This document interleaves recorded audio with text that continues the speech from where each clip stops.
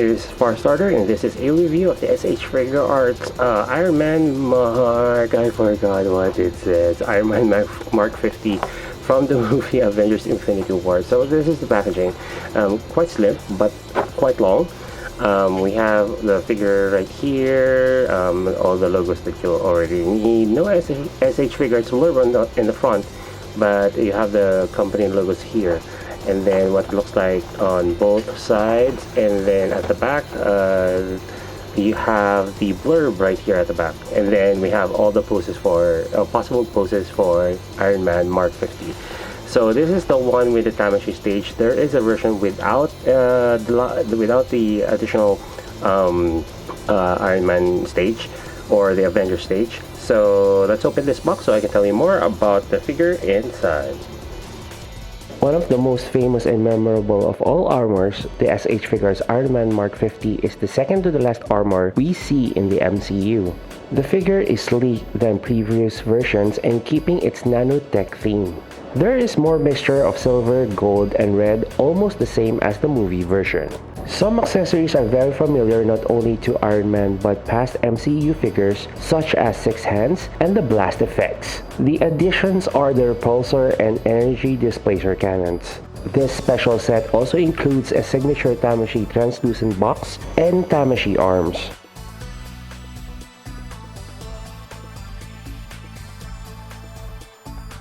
Fitting the repulsor cannons from his left arm is a quick replacement from the forearms to reattach to the left fist to complete the look.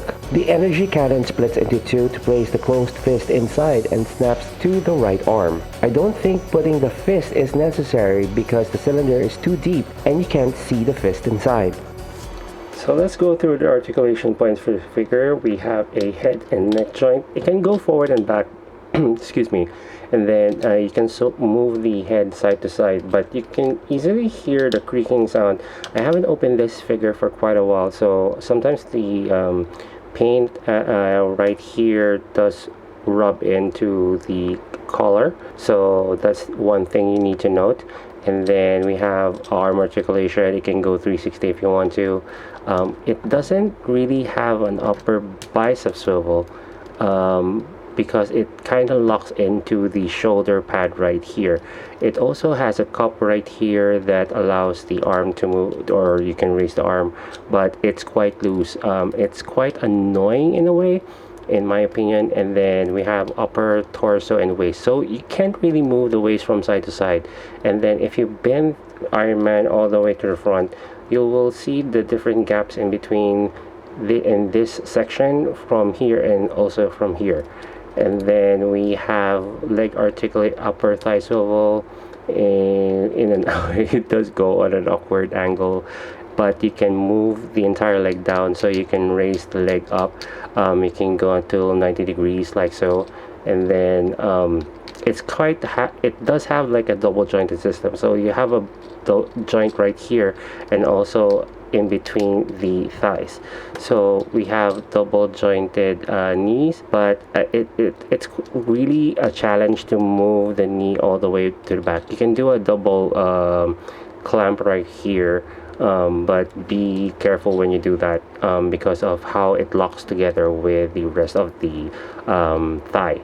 And then die cast foot, and you can also see a gap in between right here, and then a toe joint. So those are the joint system in Mark 50. This is the most posable figure so far, except for the waist joint that I'm quite struggling to move it from left to right. It does feel that it's knocking in between the paint and also the joint in this section, so just be careful when you try to pose him from different angles.